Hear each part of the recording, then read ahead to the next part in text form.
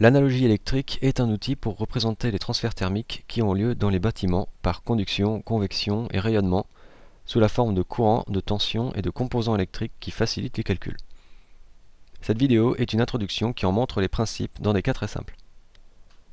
Imaginez une paroi quelconque qui sépare deux ambiances à des températures différentes T1 et T2. Nous sommes en régime permanent, c'est-à-dire que l'ensemble est stationnaire et la température d'un point donné ne varie plus. Le flux thermique, ou flux de chaleur, traverse le mur du chaud vers le froid avec une intensité proportionnelle à l'écart de température. Le coefficient entre les deux est la conductivité lambda divisée par l'épaisseur du mur E. Plus lambda est fort, ou plus l'épaisseur est faible, et plus on perdra de chaleur.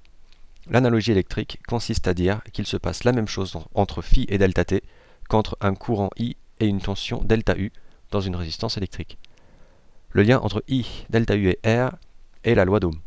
Dans l'analogie, la température équivaut donc à un potentiel électrique, donc un delta de température est comme une tension.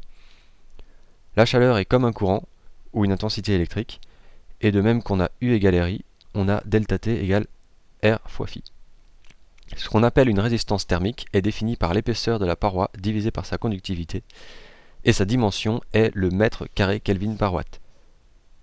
On peut écrire cette loi d'Ohm dans l'autre sens, phi égale U fois delta T, où U s'appelle le coefficient de transfert, c'est l'inverse d'une résistance, en watts par mètre carré Kelvin. L'avantage de l'analogie électrique est qu'elle permet d'assembler les composants d'un bâtiment comme on le ferait avec des composants électroniques, et les lois restent les mêmes entre les deux domaines. Par exemple ici, j'ai un mur composé de 3 couches numérotées de 1 à 3, chacune avec une certaine conductivité et une épaisseur, ainsi que des coefficients de transfert surfacique HE et HI, qui représentent la couche de convection entre la surface du mur et les ambiances. Eh bien, chacune de ces couches équivaut à une résistance qui se retrouve en série. Leur valeur est soit E sur lambda pour les couches solides, soit 1 sur H pour les résistances surfaciques. Et de la même façon qu'avec une paroi simple comme précédemment, on applique la loi d'Ohm, delta T égale R fois phi, avec R qui est la somme de ses résistances. Si on formule cette loi dans l'autre sens avec U, il faut bien faire attention à ce que le U total de l'ensemble n'est pas la somme des inverses des résistances, mais l'inverse de la somme, tout comme en électricité. Pour ne pas faire d'erreur dans ces formules, il est très important de bien se rappeler des dimensions de chaque variable. Rappelez-vous qu'une résistance R s'oppose au transfert, donc sa dimension est l'inverse d'un coefficient de transmission comme H ou d'un lambda divisé par une épaisseur de mur. Le coefficient U est proportionnel à la chaleur, donc sa dimension est en watts par quelque chose. Aussi, il faudra faire très attention, selon l'exercice où on se trouve, si les flux thermiques sont calculés par unité de surface, donc en watts par mètre carré, ou bien si on a multiplié ce flux par une surface donnée, auquel cas on raisonne en watts tout court. Vérifiez toujours ces dimensions avant de vous lancer dans une application numérique. Comme en électricité, les résistances s'additionnent en série mais pas en parallèle. Ici, on a par exemple une vitre en 1 au-dessus d'un mur bas en 2 qui couvrent chacun une surface A1 ou A2. Cette configuration est équivalente à deux résistances en série R1 et R2.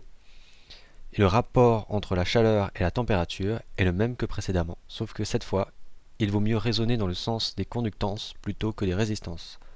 Parce qu'en parallèle, ce ne sont pas les résistances qui s'additionnent, mais leur inverse, les conductances U. Le coefficient U global est la somme de U1 et U2 pondérée par la surface de chaque composant. Il faut par contre bien faire attention dès qu'on est en parallèle à rapporter toutes les résistances sur leur surface. On n'additionne pas des watts par mètre carré, on additionne des watts. C'est pourquoi il faut écrire la loi de la chaleur en watts plutôt qu'en watts par mètre carré et ne pas oublier ce détail dans le schéma électrique. Tout ce que je viens de décrire sont des cas assez simples, mais l'analogie électrique tient toujours quand on veut représenter des phénomènes un peu plus compliqués dans les bâtiments. Plus tard, nous verrons qu'on peut calculer des parois en régime transitoire de la même façon, en ajoutant des capacités électriques.